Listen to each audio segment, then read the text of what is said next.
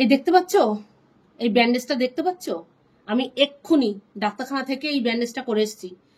আমি রাস্তা দিয়ে যাচ্ছিলাম, হ্যাঁ, আর ওই বোল্ড আউট, তোমরা সবাই জানো যে আমি বোল্ড আউট কাকে বলি। ওই বোল্ড আউট আমাকে দেখতে পেয়ে বাঁশ দিয়ে আমার মাথায় মেরে আমার মাথাটাকে এইভাবে ফাটিয়ে দিয়েছে। বাঁশ দিয়ে মেরে আমার মাথাটা ফাটিয়ে দিয়েছে। ভাবতে পারছো তোমরা? আমি তো ওখানে গিয়ে পড়ে গেছিলাম।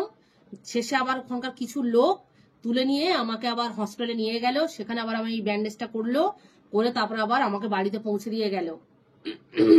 অনেক কষ্ট আমি তোমাদের সঙ্গে কথা বলছি।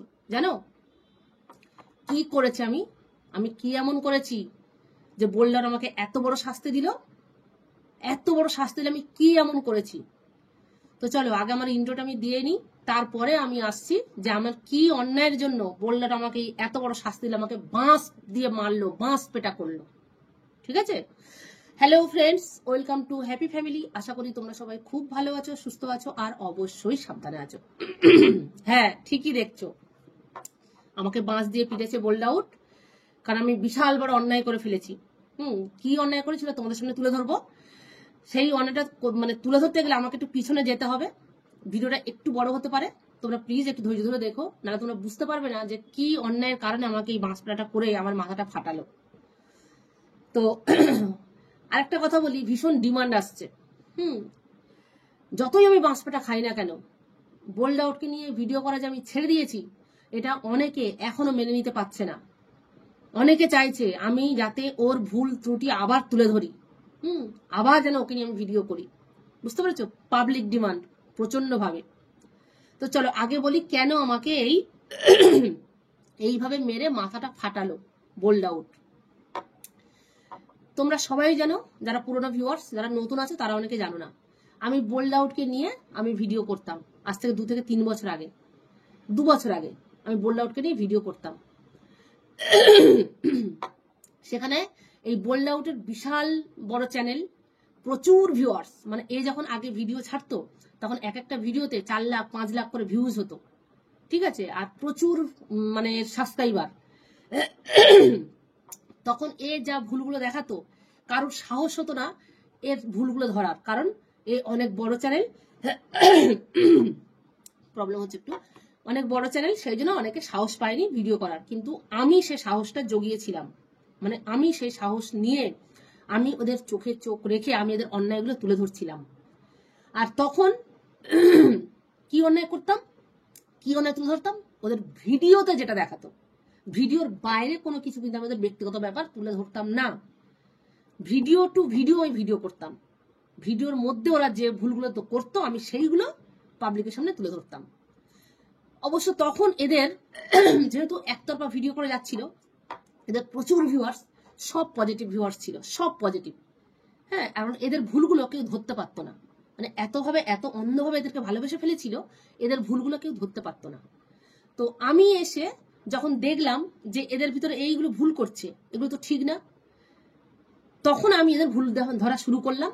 এবং এর যে ভিউয়ার্সরা ছিল আমার ভিডিওতে এসে যাচ্ছে তাই ভাবে আমাকে অপমান করা শুরু করলো, যাচ্ছে তাই ভাবে আমাকে নোংরা ভাষায় অ্যাটাক করা শুরু করলো।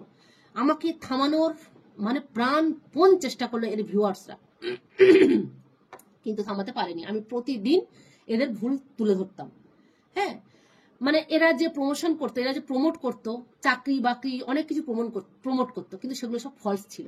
ফলস বলতে কি, কেউ কোনো উপকৃত হয়নি।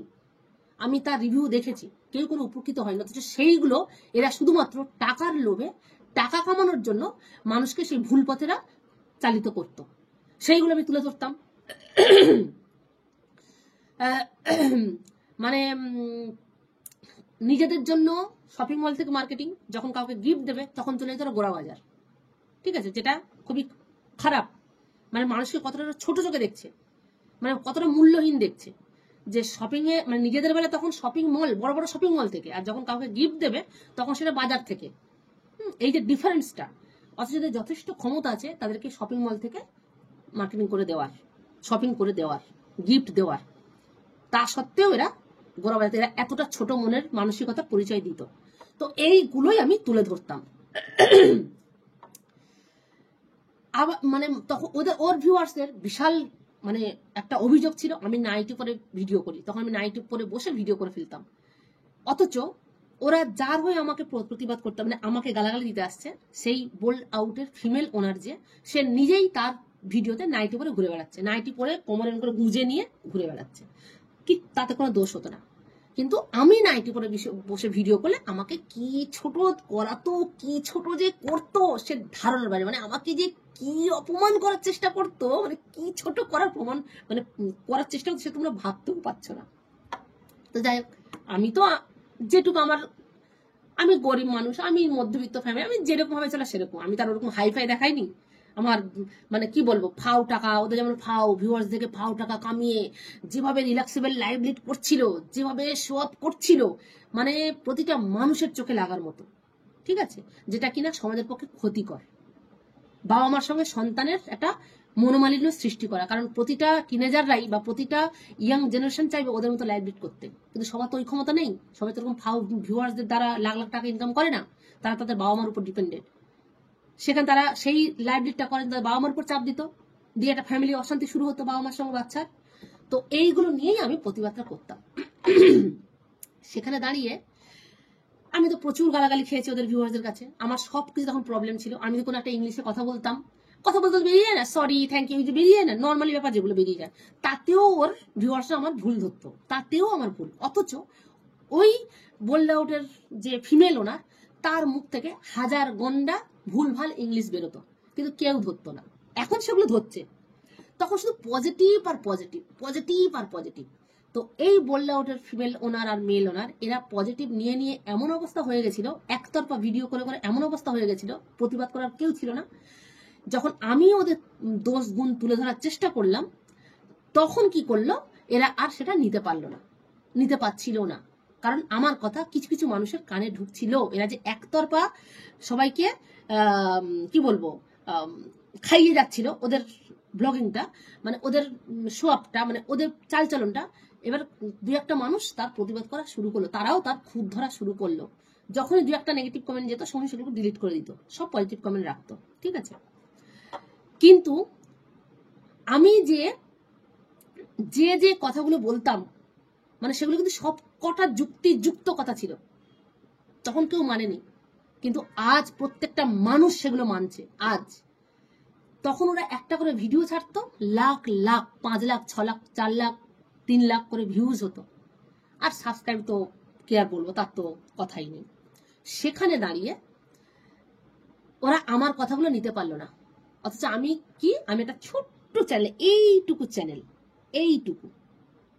এইটুকু একটা চ্যানেল, আমার সেই ছোট্ট চ্যানেলের কথা ওরা নিতে পারলো না। শেষে আমার মুখ বন্ধ করার জন্য কি করলো না, আমাকে হুমকি দিল, যে মানে যখন দেখছি যে আমার কথা দু চারজন মানুষের কানে ঢুকছে, ওদের দোষগুলো দু চারজন মানুষের চোখে পড়ছে, তখন আমাকে থামানোর চেষ্টা করলো। সেই থামানোর জন্য আমাকে কি হুমকি দিল, যে তুমি আমাদের নিয়ে যা যা ভিডিও করেছো সেগুলো সব ইমিডিয়েট হাইড করো, ডিলিট করো। থাম্বনেলে আমাদের যে ছবি লাগে, তখন আমি ওদের ছবি দিয়েই ভিডিও করতাম, ওদের নাম ডাইরেক্ট, ওদের চ্যানেলের নাম তুলেই আমি ভিডিও করতাম, ঠিক আছে। তখন আমাকে ওই হুমকি দিল যে ইমিডিয়েট এগুলো মানে ডিলিট করো, আমাদের ছবি তোমার থাম্বনেল থেকে আউট করো, না হলে আমরা ইউটিউবের রুলস অনুযায়ী আমি স্টেপ নিতে বাধ্য হব। তো ইউটিউবের রুলস অনুযায়ী কি না, স্ট্রাইক, আমার চ্যানেলটাকে স্ট্রাইক দিয়ে দেবে, যেহেতু ওদের নাম ইউজ করেছি, ওদের ছবি ইউজ করেছি, আমার চ্যানেলটাকে স্ট্রাইক দিয়ে দেবে যদি আমি সেই থাম্বনেলগুলো না চেঞ্জ করি, যদি আমি ওদের করা ভিডিও না হাইড করে দিই। আমাকে এই হুমকিটা দিল। তো আমি না সেই হুমকিটা পেয়ে খুব আনন্দ পেয়েছিলাম, বিশ্বাস করো, যে আমার এইটুকু চ্যানেলের কথা অত বড় চ্যানেলের কাছে পৌঁছেছে। আমি এইটুকু চ্যানেলের, তাহলে তো আমি তো ভাবলাম যে আমার কথা কে আর কানে দেবে, ওদের কাছে যাচ্ছেও না, ওরা দেখেও না, এটা ভাবতাম। কিন্তু তারপরে ভাবলাম যে না, এই ছোট্ট চ্যানেলের কিছু তো দম আছে ভাই, না হলে ওই অত বড় চ্যানেলের ওনার যার লাখ লাখ ভিউজ, আমার এই 2-4টে ভিউজ হতো, সেইটুকু ভিউজকে যাতে ওদের কথা না তারা শোনে, তাদের কানে না পৌঁছায়, তার জন্য আমাকে থামাতে চলে এসছে। তার মানে আমার তো ভাই দম আছে। খুব আনন্দ পেয়েছিলাম। তারপরেও আবার ভাবলাম যে ঠিক আছে, ওরা যখন ভদ্রভাবে আমাকে হুমকিটা দিল, ভদ্রভাবে হুমকি, ঠিক আছে। তো আমি তাহলে ভদ্রভাবে ওদের হুমকিটা শুনে নিই, কারণ আমি চাইনি কোনো কন্টেস্টে যেতে, কারণ আমার কোনো লক্ষ্য ছিল না যে এখান থেকে আমাকে ইনকাম করে খেতে হবে, এখান থেকে ইনকাম করে আমার ফ্ল্যাট কিনতে হবে, এখান থেকে ইনকাম করে আমার গাড়ি চড়তে হবে, এখান থেকে ইনকাম করে আমার ফোন কিনতে হবে, এই টার্গেট আমার ছিল না। জাস্ট শখের বসে আমি করতাম, ঠিক আছে। তো সেই জন্য আমি আর কোনো কন্টেস্টে গেলাম না। যদি এখন হতো না, এই যে তোমরা দেখছো না, এই যে কিমা ওই শুটকি কেসের পর কেস খাচ্ছে, কেসের পর কেস খাচ্ছে, দুদিন ছাড়া কোর্টে ছুটছে, দুদিন ছাড়া কোর্টে ছুটছে, কিন্তু ওদেরকে কেউ থামাতে পারছে? কেউ থামাতে পারছে না। কি যায় আসে, এর কোনো কেস হয় না সঠিক। হ্যাঁ, এই মানে চ্যানেল সবাই করতে পারে, ভিডিও সবাই, এটা বাক স্বাধীনতা। হ্যাঁ, তুমি তার যদি নাম না ধরো, তার ছবি যদি না ইউজ করো, তাতে কারোর কিচ্ছু করার নেই। তো আমি তারপর ওদের নাম দিয়েছিলাম বোল্ড আউট, ঠিক আছে। তো কেন বোল্ড আউট দিয়েছিলাম তারও কারণ আছে। তো আমাকে মানে হুমকি দিল, ইউটিউবের রুলস অনুযায়ী আমার মানে স্টেপ নেবে। তো সেই স্টেপ নেওয়াটা হলো এই বাঁশপেটা মানে হলো সেইটা। এই যে একটা ভিউয়ার্স এসে আমাকে কমেন্ট করেছে, এই কিমাকে নিয়ে আমি ভিডিও করেছিলাম বলে, কিমার এক পদু চাটা আমাকে সে কমেন্ট করেছে, কি রে তোকে বললাম ওর বাঁশপেটা করেছিল, ভুলে গেছিস, মনে করাতে হবে। এই হলো বাঁশপেটা। আমার কোনো রকম বাঁশপেটা করেনি, আমার মাথা কোনো রকমে ফাটেনি, আমি কোনো ডাক্তারখানায় যাইনি, বুঝতে পেরেছো? তো বাঁশপেটা হলো এইটা, হলো আমার বাঁশপেটা, যে আমাকে ওই যে হুমকিটা দিয়েছিল যে এই চ্যানেল আমার ভিডিওগুলো তুমি হাইড করো, না হলে আমি ইউটিউবের রুলস অনুযায়ী স্টেপ নিতে বাধ্য হব, মানে স্ট্রাইক দিয়ে আমার চ্যানেলটাকে ক্ষতি করবে। এই হলো আমাকে ও বাঁশপেটা করেছে, ঠিক আছে। আমাকে আচ্ছা মতো এই দিয়েছে, ঠিক আছে। এই হলো আমাকে আচ্ছা মতো দিয়েছে।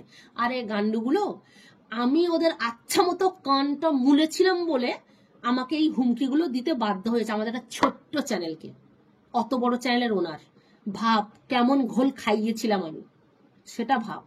বাঁশপেটাটা আমি কেমন করেছিলাম সেটা ভাব।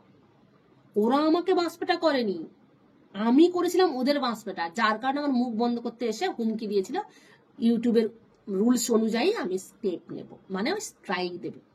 তা এটা যদি বাঁশপেটা হয়ে থাকে, তাহলে তো তোর এই পদুচাটা ওই কি সুজাতা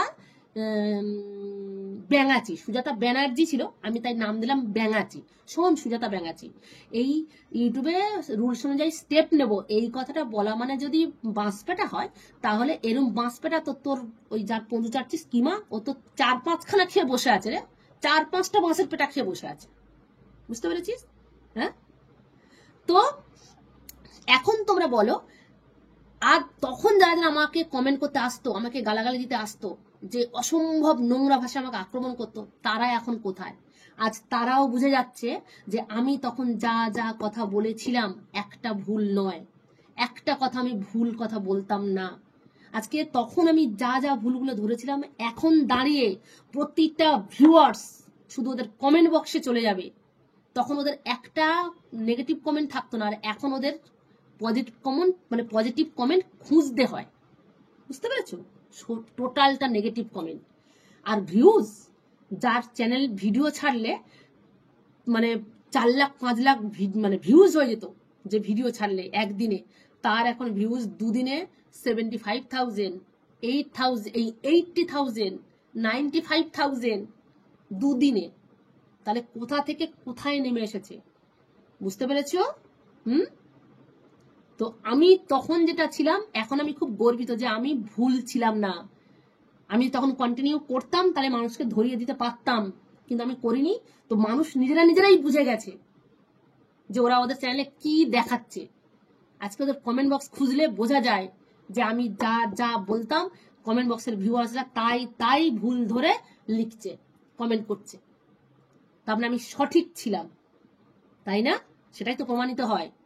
তো প্রয়োজন হলে আমি আবার ওদেরকে নিয়ে ভিডিও করব, কারণ পাবলিক ডিমান্ড। কারণ তখন আমি যা করতাম সেটাই প্রবলেম ছিল। আমি যদি নাইটি পরে ভিডিও করতাম সেটা প্রবলেম, অথচ ওই ফিমেল ওনার যে বোল্ড আউটের, সে নিজে নাইটি পরে ভিডিও করে যাচ্ছে, সে নিজে তার চাইলে নাইটি পরে দেখাচ্ছে, তাতে কোনো দোষ নাই। আমি নাইটি পরে ভিডিও করলে দোষ। সে হাজারটা ভুলভাল ইংলিশ বলে যাচ্ছে, অথচ আমার মুখ থেকে যদি কথা বলতে গিয়ে যদি 2-একটা ভুল এদিক ওদিক হয়ে যায়, ইংলিশ জানে না, ইংলিশ বলতে এসছে, ওটা এই না, ওটা ওই। বাবা তখন ইংলিশের ভুল ধরিয়ে দেওয়ার কত মাস্টার পেয়েছিলাম আমি, আর আমার ছেলের জন্য কত ইংলিশের টিচার খুঁজেছিলাম, পাইনি। তখন জানতামই না যে ইউটিউবে এদেরকে নিয়ে ভিডিও করলে এত টিচার এসে হাজির হয়ে যাবে। কি ভুল ধরাতে আসতো, কি ভুল ধরাতে আসতো। আর এখন কমেন্ট বক্স খুলে দেখবে যে ওই বোল্ড আউটের ফিমেল ওনার যে তা সে কিভাবে ভুল ভাল ইংলিশ বলছে, ভিউয়ার্সরা সব তুলে ধরছে। বুঝতে পেরেছ? তাই আমি বাঁশপেটা করেছিলাম, ওরা আমাকে করেনি। আমি এমন বাঁশপেটা করেছিলাম যে আমাকে হুমকি দিতে বাধ্য হয়েছিল, আমাকে থামাতে বাধ্য হয়েছিল। ঠিক আছে, আশা করি বোঝাতে পেরেছি, তাই না সুজাতা ব্যাঙাচি? তো বন্ধুরা, এই হলো আসল ঘটনা আমার ওই বাঁশপেটা খাওয়ার। তো তখন আমি ভিডিও করা ছেড়ে দিয়েছিলাম যে ঠিক আছে তো আর ভিডিও করবো না। তো আমি তো কোনো গন্ডগোলে যেতে চাইনি বা কোনো রকম রেশারেশিতে যেতে চাইনি। একমাত্র উদ্দেশ্য আমার এটা ছিল না যে চ্যানেলগুলো আমাকে খেতে হবে, সেই কারণে। তো এখন তো আমি ভিডিও ঠিক মতো দিই না, তুমি দেখতেই পাচ্ছ। 9 মাসে 6 মাসে একটা ভিডিও আসে, 2 দিন ভিডিও দিই না, 3 দিন ভিডিও দিই। আসলে আমার 5-6 মাস কোনো ভিডিও দেওয়ার মানে চিন্তা ভাবনা ছিল না, কিন্তু দেখতে পাচ্ছি যে ভিডিও না দিলে চ্যানেলটা পুরো ড্যামেজ হয়ে যাবে, সেই জন্য আমার ভিডিও করতে বসা মাঝে মধ্যে। বুঝতে পেরেছো? এই হচ্ছে ব্যাপার। তো ভাবছি এই বোল্ড আউটকে নিয়ে এত যখন ডিমান্ড আসছে আবার করব। কারণ যারা যারা আমাকে তখন খারাপ কমেন্ট করতে আসতো তারা আবার খুব মজাও পেত ওদেরকে নিয়ে ভিডিও করলে। কারণ যখন আমি বোল্ড আউটকে নিয়ে ভিডিও করা ছেড়ে দিয়েছিলাম তখন আবার তারাই এসে কমেন্ট করছে, কি রে ছেড়ে দিলি ভিডিও করা, ভয় পেয়ে গেছিস, ভয় পেলি? মানে ভাবো শুধু, যখন ভিডিও করতাম তখন যারা, কেন এদেরকে নিয়ে ভিডিও করছিস, তুই এদের লোকের যোগ্য না, তুই এদের এই না, তুই এদের নিয়ে ভিডিও করছিস। আবার যখন ভিডিও করা ছেড়ে দিলাম তখন আবার তারাই আসছে, কি রে ভয়ে ভিডিও করা ছেড়ে দিলি, ভাবো শুধু। তাই আবার ভিডিও করেছিলাম বোল্ড আউট নাম দিয়ে, কিন্তু তারপর ভাবলাম যে ঠিক আছে ছাড়ো, ওরা যখন আমার দ্বারা ওরা অস্বস্তি ফিল করছে, যখন ক্ষতি হচ্ছে, ওদের প্রবলেম হচ্ছে, তো ছেড়ে দাও, করবো না বলে আমি সরে এসেছিলাম। কিন্তু বাট এখন দেখছি ভালোই ডিমান্ড আসছে, ভাবছি আবার করবো। তো চলো দেখা যাক কবে আসে ওদেরকে নিয়ে। সবাই খুব ভালো থেকো, দেখা হবে নেক্সট ভিডিওতে।